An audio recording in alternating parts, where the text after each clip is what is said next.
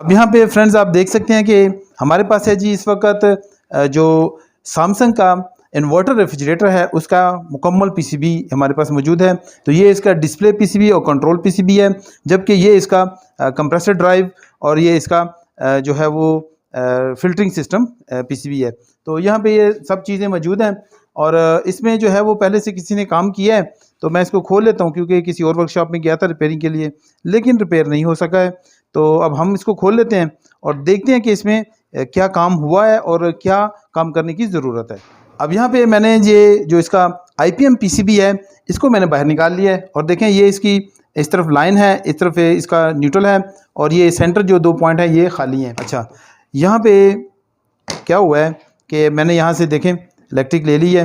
तो इसकी filter system से मैंने ये इलेक्ट्रिक ली है क्योंकि यहाँ से पहले से कटा हुआ था, तो मैंने भी वहीं से इसको यूज़ करूँगा और इसको इलेक्ट्रिक दे देंगे और देखते हैं कि ये PCB क्या काम करता है और कैसे क्या प्रॉब्लम ये आ रही है इसमें, क्योंकि कंप्रेसर स्टार्ट नहीं हो रहा है। तो अभी इसको देखते हैं, चेक करते हैं। तो इसको इलेक्ट्रिक दे देते हैं जी। अब यहाँ पे देखें जैसे कि मैंने आपको दिखाया कि मैंने यहाँ पे इलेक्ट्रिक लगाई थी, अब मैंने मीटर भी इसके साथ अटैच कर दिया है और अब इसको इलेक्ट्रिक हम दे देंगे। तो ऑन करते हैं, देखते हैं। तो देखें जी इलेक्ट्रिक ऑन की और इसकी देखें ये देखें जी बंद हो गया। तो मैं इसको काउंट कर लेता हूँ ज़रा ऑफ द कैमरा करके कि कितनी दफ़ा इसने काउंट किया। और देखें यहाँ पे इलेक्ट्रिक हमें नज़र नहीं आ रही है, 6 वोल्ट हमें दिखा रहा है, जबकि इसमें इलेक्ट्रिक जो है वो सही होनी चाहिए।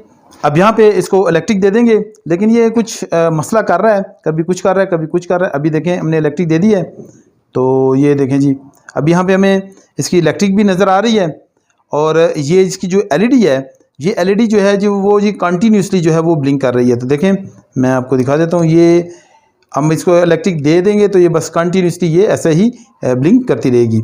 अब यहाँ पे जो है वो मुख्तलिफ सिचुएशंस आ रही हैं, मतलब ये कि कोई चीज़ शॉर्ट सर्किट है और वो कभी ठीक हो जाती है कभी ख़राब हो जाती है। तो चलें इसकी टेस्टिंग शुरू करते हैं जी। अब यहाँ पे इसकी जी टेस्टिंग करने से पहले थोड़ा सा मैं आपको फ़िज़िकली इसका जो है वो शो कर देता हूँ कि इसमें क्या क्या चीज़ें जो है वो मसले मसाइल हो सकते हैं। तो देखें यहाँ पे पहले से इसमें काफ़ी ज़्यादा काम हुआ है। तो देख सकते हैं कि इसका IPM भी एक दफ़ा जो है वो खुला हुआ है और इसके सारे डिसोल्डरिंग होकर दोबारा सोल्डर किया गया शायद। और ये फिर इसके देखें इसके जी यहाँ पे ये वोल्टेज रेगुलेटर्स हैं जो मैं आगे आपको दिखाता हूँ दूसरी तरफ से। तो देखें यहाँ से ये देखें जी ये दोनों वोल्टेज रेगुलेटर हैं, यहाँ पर भी काम किया गया है। इसके अलावा इसके कुछ रेजिस्टेंस और डायोड्स पे भी काम किया गया है और इसके देखें कैपेसिटर भी खोल के दोबारा लगाया गया है, यानी कि काफ़ी ज़्यादा काम किया गया है लेकिन ठीक नहीं हो सका है। तो अब हम इसकी टेस्टिंग शुरू करते हैं। तो अब इसमें क्या है कि एक इसकी हाई साइड है और एक इसकी लो साइड है। तो बाकी इसका जो माइक्रो कंट्रोलर है तो छोटा वो है PCB है। तो हम इसको जल्दी जल्दी टेस्ट कर लेते हैं, तो देखते हैं कि इसमें क्या पोजीशन आ रही है जी। अब यहाँ पे अगर बात की जाए जी इसकी टेस्टिंग की, तो सबसे पहले जो चीज़ टेस्ट की जाती है हमेशा वो होता है जी इसकी रेक्टिफाइड डायोड्स। तो रेक्टिफाइड डायोड्स यहाँ पे ठीक है। तो अगर ये ख़राब होती तो क्या होता कि जो इसका फ्यूज़ है या ब्रेकर जो लगा होता है वो बार बार जो है वो ट्रिप करता है या फ्यूज़ जल जाता है। अब यहाँ पे ये चूँकि फ्यूज़ बिल्कुल ठीक है तो बहुत कम चांस हैं इसके ख़राब होने के। इसके बाद जो अगली चीज़ हम टेस्ट करेंगे वो होगा जी IPM। डायरेक्टली हम IPM चेक करेंगे, इसके बाद जो SMPS की बारी आएगी, क्योंकि अगर IPM शॉर्ट है तो फिर भी ये PCB अच्छे से काम नहीं करेगा। अब यहाँ पे जो IPM है इसको हम टेस्ट कर लेंगे। तो देखें IPM के ये जो तीनों पॉइंट हैं, ये देखें एक जगह जो है वो उनको सोल्डरिंग किया गया है तो ये नेगेटिव है। इसके साथ साथ देखें ये पॉजिटिव है और ये UVW यहाँ पे लगा हुआ है। अब यहाँ पे इनकी टेस्टिंग कर लेते हैं तो देखते हैं क्या होता है जी। नेगेटिव पे नेगेटिव लगाते हैं और पॉजिटिव पे पॉजिटिव, तो ये क्या शो करता है, ये जी बंद हो गया, बिल्कुल सही है। अब यहाँ पे अगले पॉइंट, अच्छा तो ये तो यहाँ पे 0.594 वोल्ट दिखा रहा है, 00 नहीं दिखा रहा, लेकिन ये शो नहीं होना चाहिए यहाँ पे। तो 0.681 ये भी शो नहीं होना चाहिए। अच्छा चलिए ठीक है, आगे देख लेते हैं जी क्या है। तो लास्ट वाला ये बिल्कुल ठीक है। अब क्या करते हैं इसकी रिवर्स पोलैरिटी में चेक कर लेते हैं, नेगेटिव पे पॉजिटिव प्रोब और पॉजिटिव पे नेगेटिव प्रोब। और इस पर ऑलरेडी हमारी वीडियो मौजूद है, जो IPM टेस्टिंग है प्रॉपर तरीके से, उसके मुख्तलिफ तरीक़ों से मैंने टेस्टिंग की हुई है। तो अगर आपने वो वीडियोज़ नहीं देखी तो वो ज़रूर देख लें, आपका फ़ायदा ही होगा। तो देखें यहाँ पे ये 5.505 वोल्ट्स दिखा रहा है, तो जो कि ठीक है। अच्छा ये भी ठीक है जी, अगला पॉइंट भी बिल्कुल ठीक है, ये भी ठीक है, ये भी ठीक है।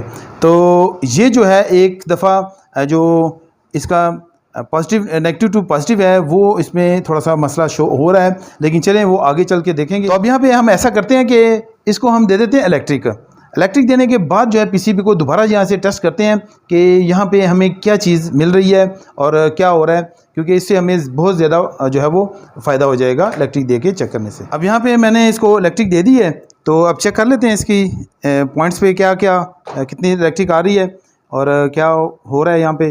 तो देखते हैं क्या हुआ है जी। तो ये 319 वोल्ट आ रहे हैं जो कि बिल्कुल ठीक है। अब यहाँ पे नेक्स्ट पॉइंट पे देख लेंगे तो यहाँ पे क्या आ रहा है जी।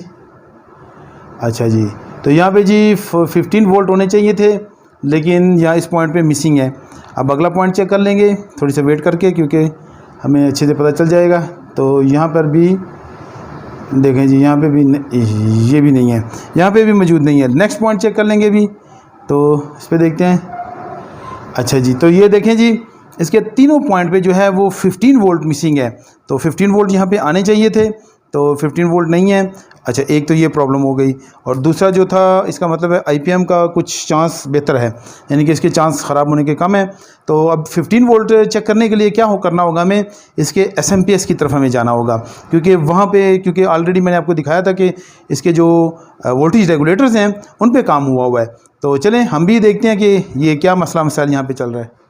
अब यहाँ पे मैंने चॉपर को निकालने से पहले इसका आईपीएम जो है उसको भी यहाँ से निकाल लिया पीसीबी से, आप देख सकते हैं। और देखें ये रहा इसका आईपीएम। अब हम इसको टेस्ट कर लेते हैं कि क्या ये ठीक है कि ख़राब है, और फिर हम आगे चलेंगे। तो फिर देखते हैं आईपीएम चेंज करना है कि पीसीबी में मज़ीद कोई काम करना है। तो अभी इसको टेस्ट कर लेंगे। अभी मैं जल्दी ये लगाया नहीं, तो देखें इसको अभी 1 मिनट में टेस्ट कर लेते हैं। तो देखें ये तीनों पॉइंट जो नेगेटिव हैं, और ये दोनों खाली पॉइंट है और ये पॉजिटिव पॉइंट है। तो अब 1 बाय 1 को चेक करेंगे। तो पॉजिटिव नेगेटिव बिल्कुल जी, ये चलना नहीं चाहिए। ये इसका पॉजिटिव पॉइंट है, ये ठीक है, इसको नहीं होना चाहिए, ये भी नहीं होना चाहिए, और ये होना चाहिए, बिल्कुल ठीक है जी। अभी नेक्स्ट के साथ लगा लेंगे। तो इसको नहीं चलना चाहिए, इसको चलना चाहिए, इसको भी नहीं चलना चाहिए, और ये लास्ट में होना चाहिए, वोल्टेज नज़र आने चाहिए। अब लास्ट वाले में ये भी काम करे और ये होना चाहिए। अब यहाँ पे नहीं आना चाहिए, यहाँ पे नहीं आना चाहिए कुछ भी। तो इसका मतलब है कि ये आईपीएम हमारा बिल्कुल ठीक है। ये इसलिए मैंने इतनी जल्दी किया है, और ये नहीं आना चाहिए इसलिए कहा है कि मैंने ऑलरेडी इस पे ऊपर वीडियो बनाई हुई है, तो वो वीडियो देखें। तो यहाँ पे मैंने जल्दी इसको टेस्ट कर लिया है। तो ये बिल्कुल जी इसका आईपीएम तो बिल्कुल सही है। अब यहाँ पे हम एसएमपीएस को चेक कर लेंगे, और एसएमपीएस में क्या क्या चीज़ें चेक करेंगे देखें। यहाँ पर मैं आपको दिखा देता हूँ, थोड़ा सा जूम कर लेते हैं। आप देख सकते हैं कि यहाँ पे कुछ रेगुलेटर्स हैं और कुछ कैपेसिटर्स हैं। तो देखें ये जो रेगुलेटर है ये 5 वोल्ट का रेगुलेटर है, वोल्टेज रेगुलेटर है, और इसके बैक साइड पे जो है ये 15 वोल्ट का वोल्टेज रेगुलेटर है। अब यहाँ पे ये तमाम जो कैपेसिटर्स हैं इन पे हमें कुछ वोल्टेजेस मिलने चाहिए। अगर यहाँ पे वोल्टेजेस नहीं आते तो फिर जो है वो हम डिसाइड करेंगे कि इसका जो प्रॉब्लम है कहाँ पे, चॉपर है या स्विचिंग आईसी है या कोई और चीज़ इसमें कंपोनेंट ख़राब है। तो उसके लिए हम इसको चेक करेंगे। तो इसी तरह से आप देख सकते हैं कि बैक साइड को, तो बैक साइड पे मैंने देखें यहाँ पे थोड़ा सा काम किया है। तो यहाँ पे देख सकते हैं ये एक मैंने थोड़ा सा मसला था, यहाँ पे जो 15 वोल्ट का वोल्टेज रेगुलेटर है, तो ये जी यहाँ पे क्रैक हुआ था, इसके पॉइंट्स जो थे यहाँ पे क्रैक हो गए हुए थे। तो इस वजह से जो इलेक्ट्रिक है वो शायद इस वजह से पास नहीं हो रही थी, लेकिन मैंने इनको ठीक कर दिया है। तो देखते हैं फिर कि अभी ये वोल्टेज जो है वो सही होते हैं कि नहीं होते। अब यहाँ पे पीसीबी को मैंने इलेक्ट्रिक दे दी है। तो जैसे कि हम जानते हैं कि इसके 200 या 315 वोल्ट जो थे वो आ रहे थे, लेकिन एक दफ़ा फिर हम चेक कर लेते हैं कि यहाँ पे कितने वोल्ट आ रहे हैं। तो देखें जी 312 वोल्ट यहाँ पे आ रहे हैं, जो कि बिल्कुल ठीक हैं। अब यहाँ पे हमें जो जितने भी कैपेसिटर्स थे तो उनको चेक कर लेंगे। अब यहाँ पे देखते हैं जी कि इसके जो तमाम कैपेसिटर्स थे वहाँ पे कितने वोल्ट आ रहे हैं। तो यहाँ पे कितने वोल्ट हैं जी, यहाँ पे तो जी फ्लक्चुएशन है, कभी कुछ दे रहा है कभी कुछ दे रहा है। अच्छा, इसके बाद ये कैपेसिटर है, तो यहाँ पे हमें मेरे ख्याल में 8-9 वोल्ट आने चाहिए थे। तो यहाँ पे कितने हैं, 5, 3, 4, 5। तो ये भी फ्लक्चुएशन है जी। इसके बाद आगे भी एक कैपेसिटर है, इसमें भी देख लेते हैं कि कितने वोल्ट हैं। तो ये भी फ्लक्चुएशन है जी। तो इसके बाद ये वाला एक कैपेसिटर है, इसमें देख लेते हैं, ये भी फ्लक्चुएशन है जी। तो इसका मतलब अगर यहाँ पे फ्लक्चुएशन है तो ये वोल्टेज रेगुलेटर पे तो ऑटोमेटिकली फ्लक्चुएशन होगी। तो देखें ये 15 वोल्ट का वोल्टेज रेगुलेटर है, जबकि पीछे से जब वोल्टेज नहीं आएंगे तो आगे वोल्टेज तो बिल्कुल भी नहीं बनेंगे। तो देखें कुछ भी नहीं है यहाँ पे। इसके बाद हम इसको चेक कर लेते हैं, तो यहाँ पे भी वही सेम सिचुएशन 5 वोल्ट है। इसी वजह से हमारी एलईडी जो है वो ब्लिंक करती है, और ब्लिंक करते हुए देखें कभी वो 4-5 वोल्ट आ जाते हैं, कभी नहीं आते। तो इस तरह से इस वजह से वो जो है वो ड्रामा कर रही है। तो चलें हम इस ड्रामे को करते हैं जी ठीक। तो अब यहाँ पे हमारा डिसीजन क्या होगा कि हम इसके जो चॉपर है उसको खोल लेंगे और उसको टेस्ट करेंगे। अब यहाँ पे आप देख सकते हैं कि चॉपर को जो है मैंने इसमें से बाहर निकाल लिया पीसीबी में से। तो ये देखें ये जो इसकी 3 पिनें हैं ये इसकी हाई साइड पिनें हैं, और इसके अलावा ये देखें ये 4 पिनें जो हैं ये भी लो साइड हैं, और ये इस तरफ जो 1 2 3 4 5 6 पिनें हैं तो ये भी लो साइड ही पिनें हैं। अब यहाँ पे हम इसको टेस्ट कर लेंगे प्रॉपरली ताकि हमें बात की समझ आ सके, क्योंकि अभी तक कंफर्म नहीं हो सका था कि क्या चीज़ ख़राब है। अब यहाँ पे इसकी टेस्टिंग के बाद बहुत ज़्यादा क्लियर हो जाएगा सारा कुछ कि किस जगह पे प्रॉब्लम है। तो पहले जी इसकी हाई साइड को टेस्ट कर लेते हैं। तो हाई साइड जी बिल्कुल 7-8 ओम्स बिल्कुल सही है जी। और ये जो इसकी सेंटर वाली पिन थी ये देखें ये सेंटर पिन ये खाली है, इसमें कुछ भी नहीं, सिर्फ और सिर्फ ये दोनों जो है पॉइंट मिलते हैं और यहाँ पे फिर इसके बाद वोल्टेजेस जनरेट होते हैं। तो ये बिल्कुल ठीक है, इनमें ऐसा कोई मसला नहीं है। और फिर आगे हम चेक कर लेते हैं, क्योंकि ये जो 5 नंबर पिन है तो इस पर भी जो है वो जो नेगेटिव पॉइंट है वो लगा हुआ था और हाई डायरेक्टली कैपेसिटर के साथ अटैच था। तो इसलिए इसको भी चेक कर लेते हैं, अगर कोई मसला आएगा तो ये भी ख़राब हो जाएगा तो फिर भी मसला आएगा। अब यहाँ पे हम चेक कर लेते हैं। तो ये क्या ओम्स दे रहा है जी 6 ओम्स। तो इसके तमाम के पॉइंट्स के लो ओम्स होते हैं। अगर हाई ओम्स आ गए या फिर किलो ओम्स में चला गया तो चॉपर आपका ख़राब समझा जाएगा। अब यहाँ पे ये देखें ये तमाम पॉइंट्स बिल्कुल ठीक हैं और इनके दरमियान आपस में भी किसी किस्म का कोई जो है वो क्रॉस कनेक्शन या कोई शॉर्ट सर्किट नहीं है। अब यहाँ पे इसके जो दूसरी लो साइड है उसको हम टेस्ट कर लेते हैं। तो देखें ये दोनों पॉइंट आपस में इकट्ठे हैं, जब इनको हम टेस्ट करते हैं तो ये हमें कंटिन्यूटी शो करते हैं। तो मतलब ये दोनों पॉइंट इसके साथ हैं, आपस में जुड़े हुए हैं, ये बिल्कुल ठीक है। और तीसरा और चौथा जो है वो अगले पॉइंट के साथ है, तीसरा और पांचवा जो है वो एक साथ हैं जी। तो देखें इनको टेस्ट किया तो ये जी कुछ ओम्स दिखाएंगे, तो ये बिल्कुल ठीक है। और इस तरह से चौथा और पांचवा, तो देखें यहाँ पे चौथा और छठा सॉरी, तो ये देखें ये है। तो अगर इनके दरमियान आपस में देखा जाए शॉर्ट सर्किट वगैरह तो ऐसा कोई शॉर्ट सर्किट यहाँ पे मौजूद नहीं है। तो इसका मतलब है कि चॉपर हमारा ठीक है। तो अब हमें बहुत क्लियर हो गया कि यहाँ पे मसला क्या है। तो चलिए मैं दोबारा पीसीबी पे आता हूँ और आपको तमाम पॉइंट्स समझा देता हूँ कि कैसे, यानी कि हमें देखें 1 बाय 1 जो चीज़ें चेक करने के बाद ये फॉल्ट मिल चुका है। अब यहाँ पे ये देखें पीसीबी से मैंने जब स्विचिंग आईसी निकाला है, तो स्विचिंग आईसी निकालने के बाद देखें यहाँ पे मुझे रस्टी जो है वो पोजीशन मिली है इसके नीचे से, स्विचिंग आईसी के नीचे से। तो अगर मैं इसको दिखा देता हूँ आपको, इसका स्विचिंग आईसी भी, तो नीचे से देखें बहुत ज़्यादा रस्टी हो चुका है, गंद है इसके नीचे, और इसकी वजह से जो है वो आपस में पिनें जो हैं वो शॉर्ट सर्किट हो सकती हैं, पॉसिबल हो सकता है।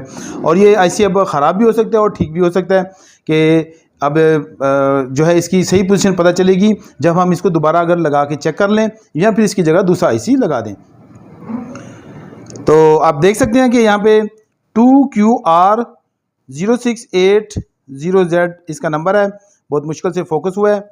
अब यहाँ पे मैंने क्या किया है कि इसका जो स्विचिंग आईसी था वो एक दफ़ा इसका सफाई करके, क्योंकि रस्टिंग हुआ था तो इस तरह से मैंने इसकी सफाई की है।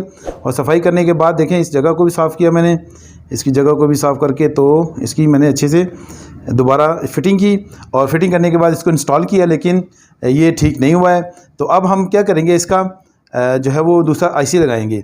लेकिन यहाँ पे एक और मसला है जी। तो ये आईसी आम जो है वो आपको बाज़ार में नहीं मिलेगा, आप किसी भी इलाके से पूछ लें तो ये जो है वो आम आईसी नहीं है। तो अब क्या करें कि इसका रिप्लेसमेंट हम ढूंढते हैं जी। तो चलिए मैं आपको रिप्लेसमेंट भी बताता हूँ कि कौन सा आईसी लगेगा, और क्योंकि मैंने इस पर ऑलरेडी मैं काम कर चुका हूँ और आपको मैं अभी इसके मुतालिक तमाम तफसील दे देता हूँ। तो अभी अगर बात की जाए जी इसकी रिप्लेसमेंट की, तो ये देखें जी इसकी रिप्लेसमेंट जो है वो रेडी है। तो अभी मैं इसको इस पर ट्राई कर लेता हूँ, और ट्राई करने के बाद फिर मैं जो है इसको चेक करता हूँ, फिर आपके साथ ये नंबर भी शेयर करेंगे और ये भी दिखाता हूँ आपको कि ये पीसीबी ऑन हुआ कि नहीं हुआ। तो देखें मैंने अच्छे से इसके साथ जो है ना इसकी वायर्स को लगा दिया है ताकि इसमें कोई शॉर्ट सर्किट ना हो। इसके ऊपर हीट श्रिंक जो है वो चढ़ा दी है। अब मैं 1 बाय 1 वायर को जो है इसके साथ यहीं पे ज्वाइन कर दूंगा और इसको साइड पे जो है लटा दूंगा। अब यहाँ पे हमने जो इसकी इंस्टॉलेशन स्टार्ट कर दी हुई थी, लेकिन देखें ये पीसीबी अभी तक जो है वो कंप्लीट नहीं हो सका। तो ये हम करेंगे अभी नेक्स्ट वीडियो में। तो इसकी वजह क्या है, तो ये देखें जी ये चॉपर भी जो है वो टूट चुका है। असल में यहाँ पे हमसे इस पर हैवी कंपोनेंट गिर गया था, और कंपोनेंट गिरने से ये इसका चॉपर जो है वो देखें फिस गया है। और इसी तरह से यहाँ से देखें ये पीसीबी भी काफ़ी जगह से क्रैक हो गया है। तो अब इसका तो अब कुछ नहीं हो सकता सिवाय इसके कि हम इसको दोबारा रिपेयर कर लें। और फिर अब नेक्स्ट वीडियो में हम आपको बताएंगे कि बल्कि आपको ये पूरा पीसीबी भी समझा देंगे और इसकी इंस्टॉलेशन भी बता देंगे, क्योंकि ये आईसी और वो आईसी को समझने के लिए काफ़ी ज़्यादा मेहनत की ज़रूरत है। तो फिर मैं आपको अच्छे से समझा दूंगा। तो चलिए मिलते हैं फिर से नेक्स्ट वीडियो में।